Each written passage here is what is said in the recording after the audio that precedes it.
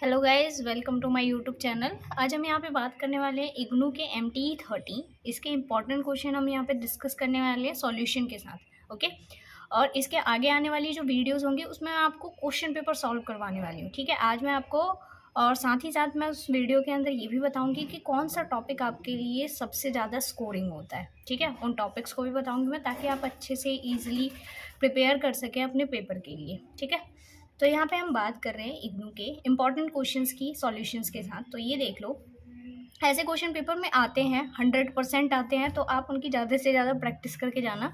ठीक है, ताकि आप अच्छा स्कोर कर सको। तो यहाँ पे सबसे पहला क्वेश्चन है, if Madhu is a sarpanch she will had the panchayat. अगर हमारे पास मधु जो होती है वो क्या होती है, सरपंच होती है, तो वो क्या होगी, हेड होगी पंचायत की। If Madhu had the panchayat she will decide the property dispute. ठीक है, देयरफॉर के बाद जब भी कोई चीज़ आएगी तो समझ जाना वो क्या है, आपका कंक्लूजन है। ठीक है, if Madhu is a sarpanch she will decide on the property dispute. ठीक है, तो चलो अब हम इसे कैसे करेंगे, इस क्वेश्चन को। आपको दिख रहा है यहाँ पे हमारे ओके, तो यहाँ पे 3 कंडीशंस है हमारे पास। सबसे पहली कंडीशन आती है हमारे पास, एस मान लिया हमने, पहली वाली कंडीशन जो ये वाली दे रखी है, मधु इज़ अ सरपंच। ठीक है, ये वाली पहली कंडीशन हमने लिख दी। इफ़ के बाद जो भी आएगा वो आपके पास पहली कंडीशन होगी। इफ़ किसके अंदर लगता है मुझे बता देना एक बार कमेंट करके कि ये कौन से चैप्टर का और किस टाइप का क्वेश्चन है। ओके, देखते हैं किसकी कितनी ज़्यादा प्रिपरेशन हो रखी है। तो यहाँ पे एस जो है वो क्या दे रखा है, मधु इज ए सरपंच, हमने लेट कर लिया। एस हमारे पास एक कंडीशन है जो मधु सरपंच को डिनोट करती है। पी हमारे पास एक ऐसी कंडीशन होगी जो क्या कहती है, शी यानी Madhu will head of the panchayat. ये दूसरी कंडीशन है कि अगर वो सरपंच होती है तो क्या होगी, वो पंचायत मतलब हेड होगी पंचायत की। डी हमारे पास यहाँ पे लेट करके चलते हैं, she will decide on property dispute. ठीक है, अब देखो ये तो हमारा कंक्लूजन था। अब ध्यान से देखना ये क्या कहता है हमसे, 3 कंडीशंस हमने यहाँ पे लिख दी, एस, पी और डी। अब P1 हमारे पास जो कंडीशन है वो क्या है, कंडीशनल है ये। ठीक है, अगर आपको नहीं है पता तो मैं बता देती हूँ। यहाँ पे क्या दे रखा है, इफ़ दे रखा है। ठीक है, इफ़ के बाद आपके पास दूसरी वाली कौन सी है, दूसरी कंडीशन है she will head the panchayat. तो इसका मतलब क्या है कि एस कंडीशनल है पी के साथ। दूसरा P2 है हमारे पास, P2 स्टेटमेंट कौन सी है आपके पास, P2 वाली यहाँ से बनेगी, if Madhu had the panchayat she will decide the property dispute. ठीक है, तो ये जो है हमारे पास सेकंड कंडीशन किसके ऊपर कंडीशनल है, थर्ड वाली के ऊपर कंडीशनल है। ठीक है, तो ये लग गया यहाँ पे।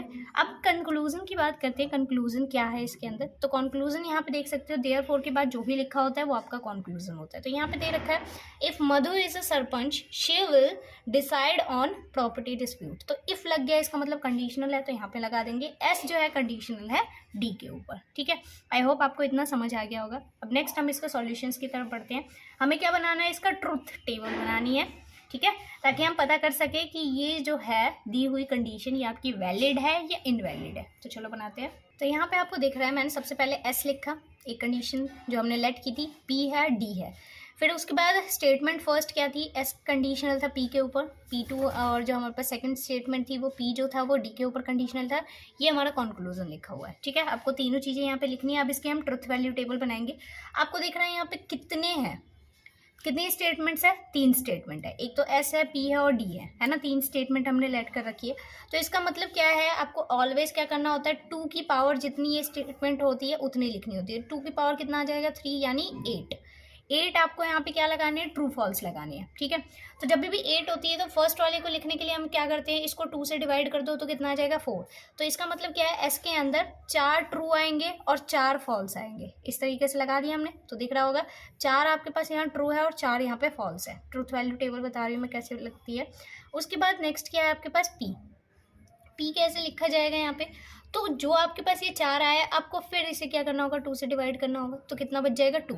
तो यहाँ पे 2 ट्रू आएंगे, 2 फॉल्स, 2 ट्रू 2 फॉल्स, इस तरीके से लिखा जाएगा। अगेन डी की बात कर ले रहे हैं। अब जो ये 2 बचा है आपके पास, इसको अगेन वापस आपको 2 से डिवाइड करना है तो 1 आ जाएगा। तो मतलब 1 ट्रू, तो यहाँ पे क्या आएगा, 1 ट्रू 1, यहाँ पे दिख रहा होगा आपको क्या हो जाएगा, ये जब 2 बचे हुए हैं तो इसका मतलब क्या हो जाएगा, यहाँ पे ये वाली कंडीशन बता देते हैं। तो 1 ट्रू 1 फॉल्स, 1 ट्रू 1 फॉल्स, ये ऐसे अल्टरनेट चलते चले जाएंगे क्योंकि 1 आ गया ना। ठीक है, अब उसके बाद अब हमें इसकी स्टेटमेंट बनानी है, इसकी ट्रूथ वैल्यू लिखनी है। तो कैसे लिखेंगे आप, आपको अगर कंडीशनल याद होगा, उसका रूल याद है तो आप ये टेबल लिख सकते हो। अगर आपको नहीं याद है तो प्लीज़ जाके उसे पहले देख लेना, ताकि ताकि आप ये क्वेश्चन कर सको। और इससे रिलेटेड क्वेश्चन जरूर आते हैं पेपर में, मैं आपको 100% लिख के दे रही हूँ कि इससे रिलेटेड क्वेश्चन जरूर मिलेंगे आपको पेपर में, तो प्लीज़ अच्छे से करके जाना इसको। तो यहाँ पे दिख रहा है आपको, यहाँ पे कंडीशनल की प्रॉपर्टी लगा के हमने इसकी ट्रूथ वैल्यू लिख दी है, इसकी कंडीशनल लगा के इसकी ट्रूथ वैल्यू लिखी है यहाँ पे, और यहाँ पे कंडीशनल की प्रॉपर्टी यूज़ करके इसकी ट्रूथ वैल्यू लिख दी है। अब देखो वैलिड और इनवैलिड स्टेटमेंट हम कैसे चेक करते हैं, जहाँ पे जैसे यहाँ पर आपको दिख रहा है कंक्लूजन के अंदर जहाँ जहाँ ट्रू है, आपको देखना है कि स्टेटमेंट में भी वहाँ पे ट्रू है या नहीं है। तो यहाँ दिख रहा है आपको कंडीशनल के अंदर यहाँ पे ट्रू है, और साथ ही इन दोनों के अंदर भी क्या है, ट्रू लिखा हुआ है, ठीक है। तो इस वजह से क्या हो जाएगा, जितनी भी आपके पास दो स्टेटमेंट्स थी ना, ये P1 स्टेटमेंट थी और ये P2 स्टेटमेंट थी, तो आपको देखना है कि क्या इन दोनों के अंदर भी वहाँ पे ट्रू लिखा है या नहीं लिखा है, ठीक है। तो यहाँ देखो, यहाँ ट्रू है और इन दोनों के पास भी ट्रू है, तो ये वाली स्टेटमेंट हमारी वैलिड है। दूसरी वाली देखते हैं, यहाँ पे ट्रू है, ठीक है, यहाँ पे भी दिख रहा है आपको ट्रू है, तो यहाँ पे क्या है, ट्रू और फॉल्स, तो ये वाली नहीं है हमारे पास। दूसरी चेक करो, यहाँ पे ट्रू है, यहाँ पे भी ट्रू है और यहाँ पे भी ट्रू है, तो ये वाली भी कंडीशन हमारी वैलिड है। यहाँ पे ट्रू है, यहाँ पे ट्रू है, यहाँ पे भी ट्रू और यहाँ पे भी, ये सारे के सारे ट्रू है, तो इस वजह से ये क्या हो जाएगी, वैलिड कंडीशन है, ठीक है। जहाँ पे ट्रू थे वहाँ पे ट्रू हमें मिल रहे हैं, अगर नहीं मिलते तो उस वजह से क्या हो जाती है, इनवैलिड हो जाती है, ठीक है। समझ आ गया आपको। नेक्स्ट क्वेश्चन करते हैं। नेक्स्ट क्वेश्चन यहाँ पे दे रखा है, सॉल्व द फॉलोइंग रिलेशन। ये आपके पास पेपर में आया हुआ क्वेश्चन है, दिसंबर के अंदर 2020 में आया हुआ क्वेश्चन है ये, ठीक है। तो इसको देखो किस तरीके से सॉल्व करते हैं, इससे रिलेटेड भी क्वेश्चन आपको पेपर में मिलते हैं, होमोजीनियस और नॉन होमोजीनियस से रिलेटेड, ठीक है। और मुझे कमेंट में एक बार बता देना कमेंट करके कि इसके अंदर हमने कौन सा रूल अप्लाई किया है, कौन सा फॉर्मूला यूज़ किया है, कौन सा मैथड यूज़ किया है, ठीक है। यहाँ पे जैसे दिख रहा है आपको an+2 है माइनस 10an+1 प्लस 25an दे रखा है, ठीक है। 5 की पावर यहाँ पे n दे रखी है, और ये कहता है n जो है आपका क्या है, ग्रेटर देन इक्वल्स टू में किसके आएगा, आपका 0 के। यहाँ दिख रहा है आपको कि ये क्या है, हमारे पास एक होमोजीनियस सॉल्यूशन फाइंड करेंगे सबसे पहले हम इस कंडीशन का, ठीक है। तो होमोजीनियस के लिए क्या होता है, ये जो वैल्यू होती है इसको हम 0 के इक्वल में पुट कर देते हैं, तो पुट कर दिया हमने 0 के इक्वल में। अब यहाँ से हमें क्या करना होता है, एक अलग टाइप का कुछ भी z आपको क्या करना होता है, z की पावर में कुछ भी आपको इसके अंदर पुट करना होता है। जैसे यहाँ पे दे रखा है an को हम लेट कर लेते हैं z की पावर m, ठीक है। जैसे जो भी यहाँ पे इसके बेस में लिखा होगा वो उसकी क्या हो जाती है, पावर में बदल जाती है, ठीक है, याद रखना इस चीज़ को। तो यहाँ पे क्या हो जाएगा, zm+2 हो जाएगा, क्योंकि an+2 है तो इसकी जगह zm+2 लिखेंगे, पावर में आ जाएगा ये, ठीक है। माइनस में 10 zm+1 हो जाएगा, 25 यहाँ पे ये लिखा हुआ है an का मतलब z की power m is equals to 0। अब हम इसको फैक्टर कर लेंगे इसके, तो zm और यहाँ पे z² लिख सकते हैं -10, zm माइनस z लिख सकते हैं प्लस में, मल्टीप्लाई में z प्लस 25 z की पावर m लिख सकते हैं इज इक्वल्स टू 0 आ गया। इन सब में आपको दिख रहा है z की पावर m जो है कॉमन है, बाहर निकाल लेंगे, z² हो जाएगा, माइनस का 10z हो जाएगा, प्लस 25 इज इक्वल्स टू 0 हो गया। अब यहाँ पे ये क्या हो गया, ये 0 के इक्वल में गया और ख़त्म हो गया, तो यहाँ से बची हमारे पास जो स्टैंडर्ड इक्वेशन है हमारी वो आई है z² minus 10z plus 25 is equals to 0। आपको पता है ये क्वाड्रेटिक इक्वेशन है, क्वाड्रेटिक इक्वेशन के आपको रूट्स निकालने आते हैं, तो अब आपको क्या करना है, इसके रूट्स निकालने हैं। तो यहाँ देख लो, जैसे हमने इसको सॉल्व किया तो यहाँ पे z की दो वैल्यूज़ आएंगी, एक आएगी 5, दूसरी भी आएगी 5। यहाँ पे जो z के वैल्यूज़ मिले हैं, रूट्स मिले हैं, वो दोनों ही इक्वल रूट्स मिले हैं, तो इस वजह से हम क्या करेंगे, इसको इसके जो सॉल्यूशन होता है, जनरल सॉल्यूशन होता है, जो हमारे पास ये सॉल्यूशन होता है, इसको हम लेट करेंगे, तो ये क्या हो जाएगा, a5 की पावर n प्लस bn आएगा, क्योंकि यहाँ पे दिख रहा है ना आपको दोनों के दोनों रिपीटेड है, तो जितने आते चले जाएंगे, मान के चलो यहाँ पे एक और बार 5 हो जाता है, तो प्लस में यहाँ पे c और यहाँ पे क्या हो जाता है, n² 5 की पावर n हो जाता है, ठीक है। इस तरीके से हम इसको आगे की तरफ करते हुए चल देते हैं, ठीक है। तो ये हमने यहाँ पे लिख दिया, इसका सॉल्यूशन लेट कर लिया। अब उसके बाद क्या करेंगे, हम दोनों ही आपको दिख रहा है 5 की पावर n है, कॉमन है, तो यहाँ पे क्या हो जाएगा, a प्लस एन बी और 5 की पावर n आ जाएगा, ठीक है। तो ये हमारे पास मान के चले हम कि ये हमारे पास एक होमोजीनियस सॉल्यूशन आ गया इसका। अब नेक्स्ट क्या आएगा, now putting an is equals to में, अब हमने क्या लेट कर लिया कि an की जगह हम क्या पुट कर रहे हैं, cn² 5 की पावर n। ये हम कैसे पुट कर रहे हैं, ये हम इस वजह से पुट कर रहे हैं क्योंकि यहाँ पे आपको दिख रहा है दोनों के दोनों सॉल्यूशंस जो है आपस में इक्वल है। इक्वल होने की वजह से यहाँ पे हम क्या करते हैं, एक तो वेरिएबल लेट करना होता है हमें, ठीक है, कोई भी आप लेट करो, जो आप इसके अंदर लेट कर चुके हो वो वेरिएबल मत लेट करना है, अलग से वेरिएबल को लेट करना है, ठीक है। तो यहाँ पे सी आएगा और यहाँ पे दोनों ही इक्वल रूट्स है, इसकी वजह से एन स्क्वायर आ जाएगा, 5 की पावर एन आ गया इन द गिवन इक्वेशन, ठीक है। हम यहाँ पे अब पुट करेंगे जो हमारे पास ये इक्वेशन दे रखी थी ना, ये वाली, ये ऊपर वाली इक्वेशन, इसके अंदर अब हम क्या करने वाले हैं, पुट करने वाले हैं ए एन की जगह ये, ठीक है। तो चलो पुट करते हैं अब इसे। तो यहाँ देखो जब हमने इसे पुट कर दिया तो ये इक्वेशन दे रखी थी आपके पास, यहाँ पे लिख दिया। हम अब इसे पुट कर रहे हैं, क्या लेट किया था हमने, लेट किया था कि A N is equals to में क्या था हमारे पास, सी एन स्क्वायर 5 की पावर एन, ये लेट किया था हमने। चलो अब जहाँ जहाँ आपके पास ये दे रखा है ए एन, जो भी पावर दे रखी है उसकी बस एन की आपको स्क्वायर करते हुए चलना है। जैसे अगर यहाँ n+1 आ रहा है तो n+1 की स्क्वायर 5 की पावर n और c लिखना है, ठीक है। जैसे यहाँ पे दिख रहा है ना ए एन प्लस 2 लिखा हुआ है, यहाँ पे a n plus 2 c n plus 2 की होल स्क्वायर आ जाएगा, है ना, फॉर्मूले के अकॉर्डिंग, और 5n+2 आ जाएगा, 5n था ना तो 5n+2 आ जाएगा, माइनस यहाँ लगाओ, 10 लिखेंगे, c लिखेंगे ए, और उसके बाद n की जगह क्या आएगा, यहाँ पे n+1 आएगा, उसकी स्क्वायर आएगी, प्लस में यहाँ पे क्या आ जाएगा फिर अब उसके बाद ये लिखना है अब हमें, ठीक है। तो ये जब आप लिखोगे तो यहाँ पे एक गलती कर दी है मैंने, यहाँ पे आपको एक और चीज़ लिखनी है, यहाँ पे 5 की पावर n था ना तो यहाँ पे आपको साथ में 5 की पावर n+1 भी लिखना है, ठीक है, ध्यान रखना है इसके साथ में। प्लस में यहाँ पे 25 आ जाएगा, सी एन स्क्वायर हो जाएगा ये, क्योंकि ए एन की वैल्यू पूरी यही दे रखी है, तो 25 सी एन स्क्वायर 5 की power n is equals to में 5n लिख दिया, ठीक है, हमने पुट कर दिया इसके अंदर। अब हम क्या करेंगे, इसको डिवाइड कर लेंगे 5n+2 से, सबको, टोटल को, ठीक है। तो जैसे ही आप डिवाइड करोगे यहाँ पे क्या हो जाएगा, क्योंकि हमें ये वाली चीज़ जो होती है खाली करनी होती है, तो सी n+2 की स्क्वायर 5n+2 माइनस इसको लिखा, इस वाले को, इसको भी डिवाइड कर दिया 5n+2 से, प्लस में इसको लिखा और इसको भी डिवाइड कर दिया 5n+2 से 5 की पावर, प्लस में 5 की पावर n+2 यहाँ आ गया। अब जैसे यहाँ पे इसको डिवाइड करोगे तो यहाँ पे क्या हो जाएगा, ये तो इससे कैंसिल आउट हो जाएगा, तो सी n+2 की होल स्क्वायर बचेगा, माइनस में यहाँ पे 10c, और जैसे यहाँ पे इसको डिवाइड करोगे तो क्या हो जाएगा, 5 की पावर -1 बचेगा सिर्फ इसके अंदर, ठीक है, प्लस में 25, इसको भी सॉल्व करोगे तो यहाँ पे सी एन स्क्वायर 5 की पावर -2 बचेगा इज इक्वल्स टू में 5 की पावर -2, क्योंकि एन से एन तो कट ही जाएगा तो 5 की पावर -2 ही बचेगा यहाँ पे, ठीक है। सी n+2 आ गया माइनस, अब इसको यहाँ से डिवाइड करेंगे हम तो 5 की पावर -1 है, -1 होने की मतलब क्या है कि ये इसके अपॉन में चला जाएगा, 5 से जैसे यहाँ पे इसको कैंसिल आउट करोगे 2 बच जाएगा, सी n+1 की होल स्क्वायर, 5 स्क्वायर थी अपॉन में रख दिया हमने 25, 5 की स्क्वायर 25 होती है, कट गया सी एन स्क्वायर, और ये 1/25 आ गया, तो सी n+2 की होल स्क्वायर माइनस में 2c हो गया, n+1 की होल स्क्वायर प्लस में c n square equals to 1/25 हो गया, ठीक है। इन सब में आपको दिख रहा है कि c कॉमन है, तो यहाँ से हम c बाहर निकाल लेंगे, अंदर क्या बच जाएगा, n+2 की होल स्क्वायर -2 n+1 की whole square plus n square is equals to 1/25 हो गया, ठीक है।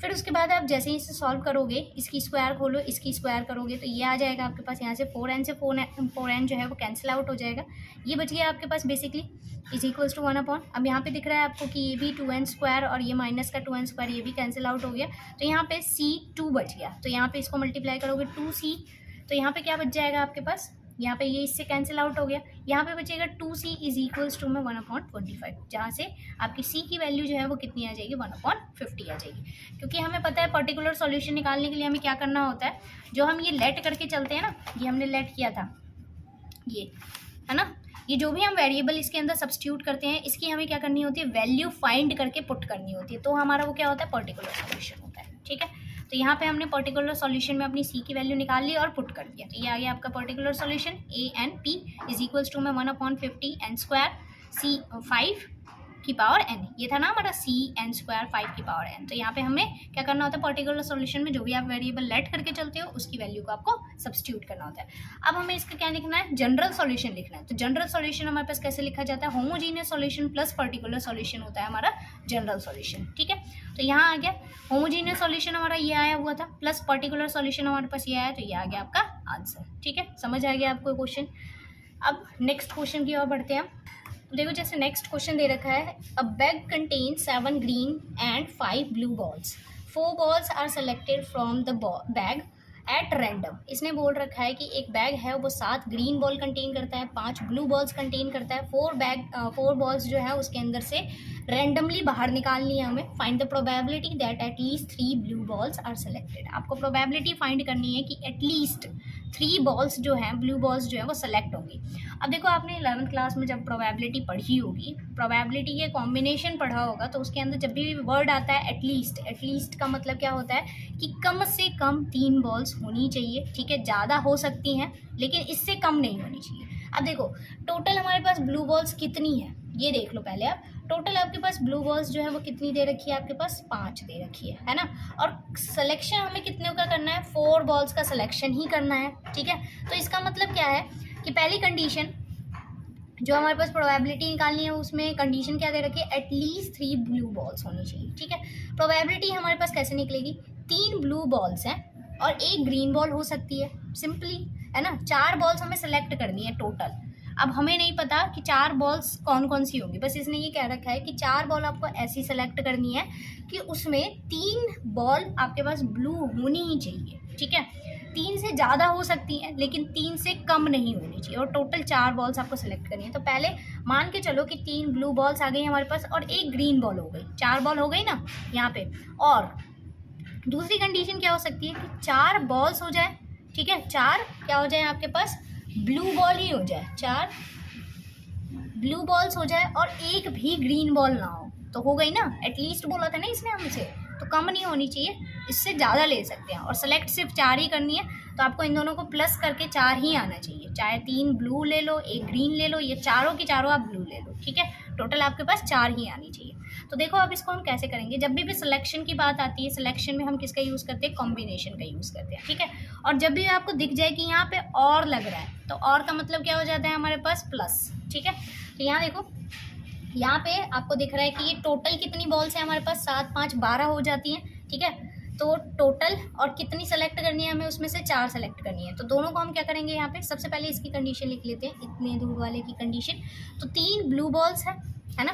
टोटल बॉल्स कितनी है हमारे पास, 5 टोटल ब्लू बॉल्स हैं, दिख रहा है आपको, 5 टोटल ब्लू बॉल्स है, उसमें से 3 ब्लू बॉल्स हमने सेलेक्ट कर लिए। मल्टीप्लाई आएगा क्योंकि यहाँ एंड लिखा हुआ है। ठीक है, एंड की जगह हमेशा मल्टीप्लाई लगाना है आपको। और 7 C1 मतलब 7 ग्रीन बॉल में से हमने 1 ग्रीन बॉल सेलेक्ट की है। ठीक है, डिवाइड करेंगे हम इसे टोटल से। टोटल कितना था आपके पास, 7 और 5 12 होता है, 12 C4 हो जाएगा क्योंकि टोटल में से हमें 4 बॉल सेलेक्ट करनी है। ठीक है, तो डिवाइड कर देंगे हम इससे प्लस। अब यहाँ देखो इसमें क्या कहता है हमसे, दूसरे वाले में 4 blue balls and no green balls, तो 5 C4 हो जाएगा। ठीक है, क्योंकि 5 ब्लू बॉल्स थी उसमें से 4 बॉल्स हमने सेलेक्ट की है, इसको भी हम टोटल में से डिवाइड करेंगे। ठीक है, समझ आ गया इतना। अब देखो जब आप इसे सॉल्व करोगे तो ये कितना आ जाएगा, ये तो ऐसे ही लिखा गया, इन दोनों का एलसीएम ले लोगे तो यही बन जाएगा, तो यहाँ पे लिख दिया हमने। जब आप इसे कैलकुलेट करोगे तो ये कितना हो जाएगा, इन सब में से जब भी आप कैलकुलेट करोगे तो ये 5C2 हो जाएगा, 7C1 हो जाएगा, और प्लस आ गया है इस वजह से 5C1 हो जाएगा, और टोटल को प्लस करके देखो आपका 4 ही आना चाहिए। ठीक है, अब उसके बाद यहाँ पे क्या है, यहाँ पे आपको दिख रहा है क्योंकि ये ऑलरेडी ब्लू का ही था ना, तो इस वजह से ये 3 ब्लू हो गई एटलीस्ट इसके अंदर, तो ये आ गया यहाँ पे। अब जब आप इसको सॉल्व करोगे तो ये इस तरीके से खुलेगा, प्लस इसका करोगे तो ये 7 आएगा, और इसको सॉल्व करोगे तो यहाँ से 5 आएगा। इसको ओपन करोगे तो यहाँ पे कितना आ जाएगा, 11 12 11 10 9 फैक्टोरियल में आएगा ये। फिर इसी तरीके से यहाँ पे क्या हो जाएगा, 4 3 2 सॉरी यहाँ पे एक 10 आएगा, वो तो कैंसिल आउट हो गया। यहाँ पे 4 3 2 1 यही बचेंगे लास्ट इसके अंदर। अब जब आप इसको सॉल्व करोगे तो यहाँ पे आपके पास टोटल जो होगा, ये इसको सॉल्व कर लो पहले, तो ये इससे कैंसिल आउट हो जाएगा, 2 बच जाएगा। 5 यहाँ पे 2 लिखा हुआ है, बेसिकली आप चाहो तो यहाँ पे 10 भी लिख सकते हो, मल्टीप्लाई बाय यहाँ पे 7 था। ठीक है, और प्लस में यहाँ पे 5 लिखा हुआ है। अब जब आप इसको सॉल्व करोगे तो ये टोटल कितना आ जाएगा, 495 आ जाएगा। आप चाहो तो इसे कैलकुलेट करके देख सकते हो। ओके, देन आप इसको जब कैलकुलेट करोगे तो ये बचेगा आपके पास 70 + 5 अपॉन में 495। ठीक है, जब आप इसे सॉल्व करोगे तो ये 75 और 495 आ जाएगा, और जब ये कैंसिल आउट होगा तो ये इतनी आ जाएगी। तो इसकी प्रोबेबिलिटी हमारे पास निकल गई है कि 4 बॉल्स सेलेक्ट करनी है हमें, और उसमें से 3 एटलीस्ट ब्लू बॉल्स होने की प्रोबेबिलिटी कितनी हो जाएगी, 5/33 हो जाएगी। ठीक है, अब नेक्स्ट क्वेश्चन है हमारे पास, और ये क्वेश्चन जो है ये भी आपका पेपर में आया हुआ है। ठीक है, तो ध्यान देना इस क्वेश्चन के ऊपर भी एक बार। नेक्स्ट क्वेश्चन है हमारे पास, सॉल्व द रेक्टेंगल्स, ये दे रखा है हमें। ठीक है, ln = में ln - 1 + n, और ये दे रखा है for all n greater than equals to में 2 है, जहाँ पे कहता है L1 की वैल्यू आपको 2 दे रखी है। अब और कहता है यूजिंग जनरेटिंग फंक्शन के यूज़ करते हुए हमें क्या करना है, इसका सॉल्यूशन फाइंड करना है। ये बहुत इंपॉर्टेंट चैप्टर है, एक ग्राफ थ्योरी और दूसरा रेकरेंस रिलेशन, इससे बहुत ज़्यादा क्वेश्चन मिलेंगे आपको पेपर में देखने के लिए, ठीक है। नेक्स्ट देखो, अब इसमें कहता है कि लेट LZ, मान लिया हमने LZ हमारे पास कोई भी जनरेटिंग फंक्शन है, ठीक है, जहाँ पे n जो है वो क्या होगा, ग्रेटर देन इक्वल्स टू में 0 के होता है, ठीक है। तो चलो अब इसका जनरेटिंग फंक्शन लिखते हैं, और मुझे ना साथ ही कमेंट करके बताना कि आखिरकार जो ln होता है वो किसका जनरेटिंग फंक्शन होता है, किसका सॉल्यूशन लिखा जाता है इसे, ठीक है, किसका फंक्शन होता है ये, ठीक है। तो यहाँ पे देखो L जो दे रखा है LZ इज इक्वल्स टू में L0 होता है प्लस L1Z होता है प्लस L2Z² होगा प्लस L3Z की क्यूब होगा प्लस डॉट डॉट डॉट। ये हमारे पास फर्स्ट आ गया, ये हमारा जनरेटिंग फंक्शन हो गया, ठीक है, लिख दिया हमने। दे क्या रखा है आपको, ln दे रखा है ln-1 प्लस n दे रखा है, ठीक है। n जो है वो आपका ग्रेटर देन इक्वल्स टू 2 है, जहाँ पे L1 की वैल्यू आपको 2 दे रखी है, ठीक है। हम इसका बहुत ज़्यादा यूज़ करने वाले हैं, तो ध्यान देना इसके ऊपर। n इज इक्वल्स टू में 1 हो गया, ठीक है। तो चलो यहाँ पे L1 की वैल्यू हम निकाल के देखते हैं। यहाँ पे 1 रखा हमने, यहाँ पे क्या हो जाएगा आपके पास 0 है ना, यहाँ पे क्या हो जाएगा 0 हो जाएगा प्लस में 1 हो जाएगा, ठीक है। तो यहाँ पे L1 की वैल्यू आपको दे रखी है मोस्टली 2 हो जाएगा, और ये उठ के इधर आएगा तो -1 हो जाएगा, और L0 की वैल्यू हमें मिल गई 1, ठीक है। अब हमें पता है इक्वेशन फर्स्ट से, अब हम ये जो दे रखी थी ना आपकी इक्वेशन फर्स्ट, इसको हम लिख लेते हैं। सबसे पहले ये दे रखा था आपका LZ L0 plus L1Z plus L2Z² plus ये। अब यहाँ पे हम क्या करेंगे, L0 की वैल्यू को सब्स्टिट्यूट कर देंगे, तो यहाँ पे आ जाएगा 1 2Z² प्लस में, क्योंकि देखो L1Z का मतलब क्या होगा, L1 की वैल्यू आपको दे रखी है, वो कितनी दे रखी है, L1 की वैल्यू आपको 2 दे रखी है, इस वजह से L1 की वैल्यू पुट कर दी हमने, ठीक है, प्लस में। अब यहाँ पे हम वैल्यू रखेंगे समीशन, क्योंकि देखो L की जो वैल्यू है इसने बोल रखी है n जो है वो आपका ग्रेटर देन इक्वल्स टू में 2 हो सकता है, उससे छोटा नहीं हो सकता। तो इससे जितने भी छोटे होंगे उनकी आपको वैल्यू फाइंड करनी होगी, तो इनकी वैल्यू हमने फाइंड करके यहाँ पे सब्स्टिट्यूट कर दी। अब हम इसको इतनी दूर वालों को क्या लिखेंगे, समीशन n इक्वल्स टू में 2 से लेकर इन्फिनिटी तक, और इस पूरे की वैल्यू कितनी होगी हमारे पास, इनका सम जो है वो कितना दे रखा है, ये दे रखा है ln-1 प्लस n दे रखा है। तो इस पूरे की जगह हम क्या पुट करेंगे, ln-1 प्लस n, और इसकी होल पावर कितनी हो जाएगी, z की पावर n हो जाएगी, क्योंकि दिख रहा है 2 3 4 5 ऐसे चलता जा रहा है ना, और n इक्वल्स टू में 2, यहाँ पे z की पावर n हो जाएगी, क्योंकि जनरेटिंग फंक्शन है तो z आपको इंक्लूड करना मस्ट है, ठीक है। अब यहाँ पे LZ इज इक्वल्स टू में क्या हो जाएगा, 1 + 2Z हो गया, ठीक है, प्लस n यहाँ से यहाँ तक। फिर उसके बाद यहाँ पे अब अलग अलग कर लेते हैं, सेपरेट कर लेते हैं। जैसे यहाँ पे इसे सेपरेट करोगे तो क्या हो जाएगा, ln-1, एक बार ये इससे मल्टीप्लाई प्लस एक बार इस समीशन को इसके साथ लिखेंगे nz की पावर n। अब इसके लिए हम फंक्शन लिख लेते हैं, ये तो एज इट इज चलता रहेगा। जब आप l की जगह क्या पुट करोगे, यहाँ पे n की जगह 2 पुट करोगे, ठीक है, 2 से ही स्टार्ट हो रहा है तो 2 पुट करो, तो 2 - 1 1 हो जाएगा, L1Z² हो जाएगा प्लस L2Z³ हो जाएगा प्लस L3Z4 हो जाएगा प्लस डॉट डॉट डॉट ऐसे ही चलता जाएगा प्लस। अब इसका फंक्शन बनाओ, इसकी सीरीज़ बनाओ, तो इसकी सीरीज़ क्या हो जाएगी, 2Z² हो जाएगा प्लस 3Z³ हो जाएगा प्लस 4Z⁴ और डॉट डॉट डॉट, ये ऐसे कैसे ही चलता चला जाएगा, ठीक है। LZ इज इक्वल्स टू में यहाँ पे क्या हो जाएगा, 1 + 2Z + Z, ठीक है। ध्यान से देखना Z कहाँ से आया। देखो जब भी हम जनरेटिंग फंक्शन लिखते हैं तो आपको पता ही होगा कि यहाँ पे जितना लिखा होता है z की पावर उतनी ही होनी चाहिए। तो यहाँ पे एक एक्स्ट्रा दिख रही है ना, तो हम क्या करेंगे, यहाँ पे एक एक्स्ट्रा कॉमन ले लेंगे, ठीक है। तो यहाँ पे हो गया आपका L1Z plus L2Z² plus L3Z की पावर 4, क्योंकि ये जितना था उससे एक पावर इसकी ज़्यादा चल रही थी, है ना, ये लिख दिया हमने प्लस में 2, ये एज इट इज चला गया। अब देखो यहाँ पे हम ना कुछ यूज़ करने वाले हैं वैल्यूज़। अब देखो आपको ये फंक्शन दे रखा था, ये फर्स्ट वाली जो इक्वेशन थी ना आपकी, ये वाली, इसकी हेल्प से हम क्या करेंगे, इसकी वैल्यू निकालेंगे। इतने दूर की वैल्यू निकालने के लिए मुझे क्या करना होगा, इसको उठा के उधर लिख देना होगा। तो बेसिकली ये पूरा जो है किसके इक्वल हो जाएगा, LZ माइनस में L0 के इक्वल हो जाएगा। तो यहाँ से हम लिख देंगे कि LZ माइनस L0 जो है L1Z plus L2Z² plus L3Z की क्यूब के इक्वल हो गया। यहाँ से अब देखो आपको एक फॉर्मूला पता होगा, Z1 माइनस Z की पावर -2, ठीक है। ये फॉर्मूला हमें पता होता है, इसको हमने Z से मल्टीप्लाई इस वजह से किया है ताकि हम इसकी वैल्यू निकाल सकें, ठीक है। इस पूरे की जो वैल्यू होती है वो कितनी होती है, 1 होती है, फिर 2Z होती है प्लस 3Z ये होती है, एक और Z से मल्टीप्लाई करेंगे ताकि हम ये इसके इक्वल बना सकें, ठीक है। तो ये बन गया यहाँ पे, ठीक है। अब उसके बाद क्या है, LZ दे रखा था आपको, ठीक है, ये पूरी वैल्यू वापस से हमने यहाँ पे लिख दी, अब इस पूरे की जगह हम क्या लिख सकते हैं, यहाँ पे इस पूरे की जगह हम लिख सकते हैं LZ माइनस L0, जो वैल्यू हमने यहाँ से निकाली है, प्लस इस पूरे की वैल्यू कितनी हो जाएगी हमारे पास Z, ठीक है, और 1 माइनस Z की होल स्क्वायर हो जाएगी, ये लिख दिया यहाँ पे, और माइनस में यहाँ से कितना आ जाएगा आपका Z हो जाएगा, क्योंकि ये वाली वैल्यू हमारे पास एक्स्ट्रा है ना 1 और Z, तो ये उठ के इधर आ जाएगी, तो माइनस का Z हो जाएगा, और इस पूरे की वैल्यू हमें लिखनी है, ये दिख रहा है ना आपको, इस पूरे की वैल्यू हमने यहाँ पे सब्स्टिट्यूट कर दी, ठीक है, समझ आ गया होगा आपको।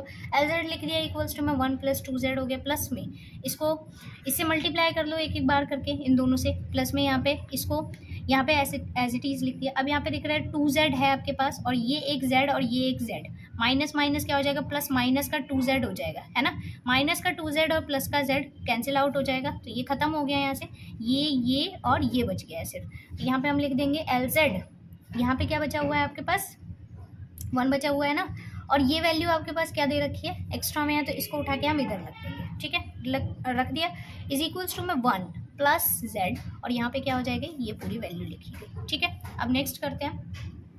अब यहाँ से देखो, जब आप इसे सॉल्व करोगे तो ये वैल्यू कुछ ऐसी दिखेगी, यहाँ से LZ कॉमन ले लेना, और ये एज इट इज़ लिखा गया, यहाँ से हमें LZ की वैल्यू निकालनी है, तो ये यहाँ डिवाइड में आ जाएगा, ठीक है, तो LZ इज इक्वल्स टू में यहाँ पे क्या हुआ 1 माइनस Z की पावर -1 हो गया, प्लस में एक बार इससे मल्टीप्लाई मतलब डिवाइड कर दिया इन्होंने इसको, ठीक है, और फिर उसके बाद क्या हो जाएगा, ये पूरा ब्रैकेट नहीं है, एक बार ये इसके अपॉन में रखा तो ये आ गया, और एक बार इस पूरे के अपॉन में रखा तो ये आ गया, ठीक है।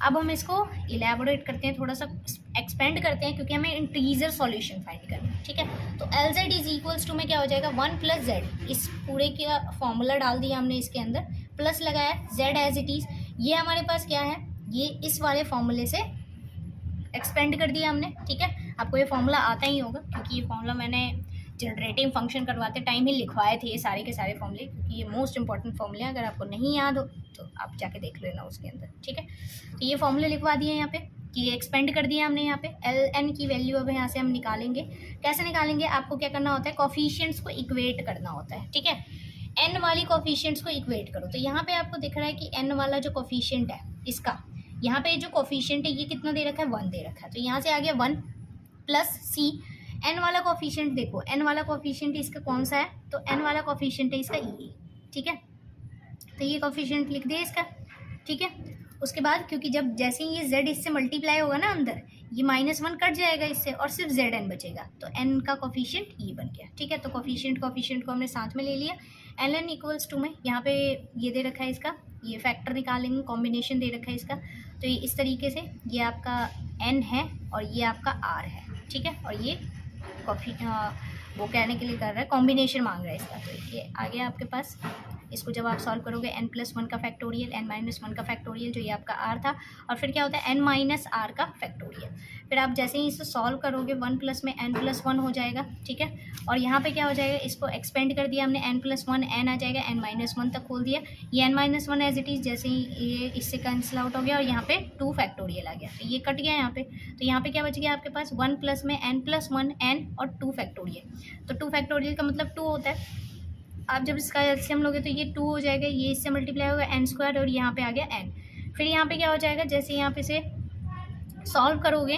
तो इन दोनों में आपको दिख रहा है कि क्या होगा, एक एक बार करके इसे डिवाइड कर दो, तो यहाँ पे क्या हो जाएगा, एक बार इससे डिवाइड कर दो तो यहाँ पे 1 बच जाएगा, एक बार इससे डिवाइड करेंगे तो यहाँ पे ये एज इट इज़ आएगा, इन दोनों में से n कॉमन ले लो, तो ये आपके पास बेसिकली क्या आ गया हमारे पास, ये आ गया हमारा इंटीग्रल सॉल्यूशन, ठीक है। आई होप आपको वीडियो अच्छी लगी होगी, वीडियो अगर अच्छी लगती है तो प्लीज़ वीडियो को लाइक करके चैनल को सब्सक्राइब करना मत भूलना, ओके, थैंक्स फॉर वॉचिंग।